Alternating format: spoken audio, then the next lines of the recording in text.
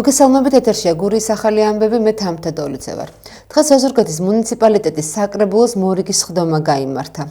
სხდომაზე რეგიონებში განსახორციელებელი პროექტების ფონდიდან ოზურგეთის მუნიციპალიტეტში განსახორციელებელი ინფრასტრუქტურული პროექტების შესახებ იმსჯელეს, რომელიც სოფელ ნიაბაურსა და სოფელ აჭის დამაკავშირებელი გზის რეაბილიტაციას გულისხმობს. ასევე ხმათა უმრავლესობით დამტკიცდა სამართლებრივი აქტების პროექტები. დაბა ურეკის ადმინისტრაციულ ერთეულში მდებარე უსახელო ქუჩებისთვის სახელების მინიჭების თაობაზე. ბოლოს კი დეპუტატებმა იმსჯელეს მუნიციპალიტეტის საკრებულოს 2025 წლის მეოთხე კვარტლის სამუშაო გეგმის დამტკიცების შესახებ. ადგილობრივ თვითმმართველობის არჩევნებამდე 10 დღე რჩება. მიდიან თუ არა ოზურგეთელები არჩევნებზე, რა მოლოდინები აქვთ და რა პრობლემების გადაჭრას ითხოვენ. ნახეთ გურია ტივის გამოკითხვა. არჩევნები მოდის ადგილობრივი თვითმმართველობის. რა მიდიხართ თუ არა არჩევნებზე და რა მოლოდინები გაქვთ? აუცილებლად და იმედი მინდა გქონდეს, რომ ყველაფერი ნორმალურად ჩატარდეს და წინსვლა მატება ყოფილი. რა თქმა უნდა, მივა, მოლოდინი ყოველთვისაა. საზოგადოებამ აუცილებლად უნდა მიიღოს მონაწილეობა. რა პირველი პრობლემა, რაც გახსენდებათ ან თქვენი მუნიციპალიტეტის, ან თქვენ თავად, რომელიც გინდათ მოგიგვარდეთ? პრობლემები ყოველთვის ბევრია სახელმწიფოში. შესაბამისად, ჩვენთან არც ერთი სახელმწიფო არ არის ისეთი, რომ პრობლემები არ იყოს და ინფრასტრუქტურა, საგზაო ცოტა არ არის მოწესრიგებული, მაგრამ ამას თან მოყვება, ამის მოწესრიგება მე დიდი იმედი მაქვს ამ არჩევნებით. ძალიან ბევრი პრობლემაა კონკრეტულად ჩემსკენ. რამდენი წელია დავდივართ 200 მეტრი არ იქნება გზა. სად ცხოვრობთ? ჯორჯიაშვილის ბოლოში. გზა, წყალი, კონჭკათიდან ვარ. ხო და რა ვიცი, ვაპირებავ, რა თქმა უნდა მოვიდე, არა უნდა მოვიდე. მიდიხართ თუ არა არჩევნებზე? რა თქმა უნდა. მიდიხართ. რა მოლოდინები გაქვთ? წასულები რო არიან, გადახვეწილები გენიმ და დაბრუნდნენ საკუთარი შვილი. რომ მენატრება იგი და კაი ცხოვრება მინდა რომ მოვიდეს. არაფერი მოლოდინები არ მაქვს. და არც აპირებთ წასვლას? არა. არჩევნები მოდის, აპირებთ თუ არა არჩევნებზე წასვლას და რა მოლოდინები გაქვთ? კი, მე ვიცი.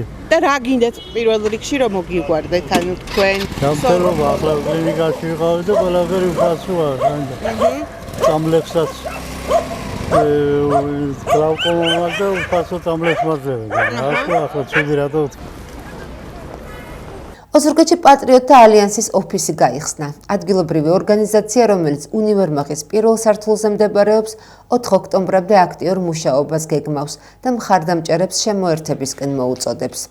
როგორც პარტიული სიის პირველი ნომერი და სოფელ მერიის მაჟორიტარობის კანდიდატი მინდია კეჭაყმაძე ამბობს, მუნიციპალიტეტისთვის მნიშვნელოვანი გეგმები აქვთ განსახორციელებელი. ჩვენ განსაკუთრებული პროგრამა გვაქვს ის, რომ ძირითად აქცენტს ვაკეთებთ, რომ ადამიანები, რომლებიც ხელმოკლედ ცხოვრობენ, ადამიანები, რომლებიც სოციალურად დაუცველი არიან და არიან ვეტერანები, ასევე არიან ისეთი ადამიანები, რომლებსაც სახკარი არ გააჩნიათ, ეტაპობრივად ჩვენ მუნიციპალური ბიუჯეტიდან ამათ სახლებს შეუძენთ, ბინებს შეუძენთ, ამას ბიუჯეტიდან რა თქმა უნდა, ადგილობრივი ბიუჯეტიდან მით უმეტეს ამას გარანტიას გაძლევთ, იმიტომ რომ 46 მილიონითაა გაზრდილი. დღეს ოზურგეთის ბიუჯეტი არის 90 მილიონ 700.000, ეს ძალიან დიდი ციფრია და ამ თანხებს მე ვფიქრობ, ჩვენ რომ ფრაქციას ჩამოვაყალიბებთ ადგილობრივ საკრებულოში, ჩვენ ვეცდებით, რომ ეს თანხები დაიხარჯოს მიზან მიმართულად და ასევე პირდებით ჩემს სოფელს, რომ იქ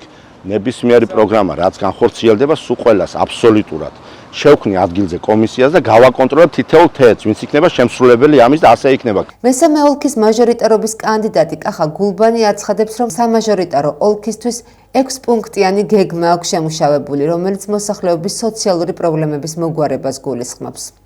ჩემი მაჟორიტარობის გამარჯვების შემთხვევაში მე ჩამოვაყალიბე 6 პუნქტიანი გეგმა, რომელიც მე დიდი სურვილი მაქვს, რა თქმა უნდა, ჩემს ძვირფას ოზურგეთლებთან ერთად გავაკეთო. მე პირადად დავეხმარები და გვერდში დაუდგები. ესენი არიან მრავალშვილიანები, ვეტერანები, შეზღუდული შესაძლებლობის მქონე პირები, სოციალურად დაუცველი, სტიქით დაზარალებული და ხელმოკლე ოჯახები. ეტაპობრივად უნდა დაკმაყოფილდეს და გადაეცეს საცხოვრისი ბინები, რა თქმა უნდა, უფასოდ. წმინდა გიორგის ქუჩას, ანასეულს, სვას, ბასრას და სერის უბანს, სადაც მე ვარ მაჟორიტარი დეპუტატი. პირველ რიგში უნდა გაუკეთდეს შიდა მეორადი ხარისხოვანი გზები.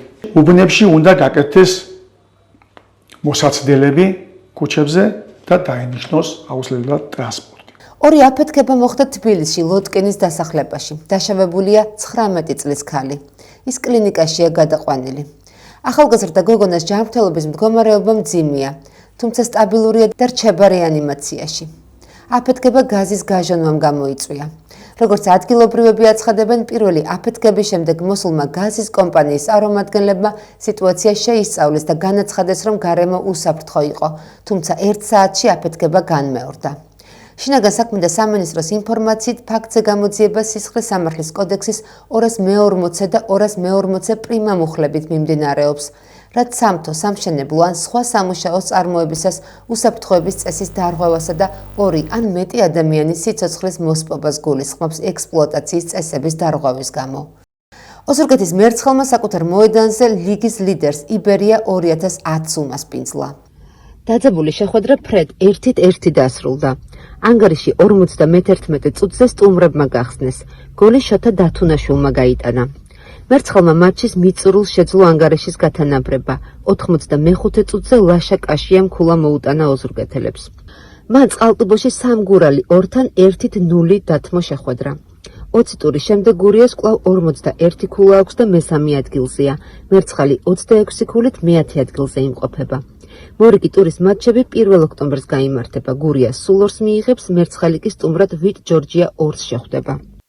დღეისათვის სულ ეს იყო, მე მომავალ შეხვედრამდე გემშვიდობებით, კარგად ბრძანდებოდეთ.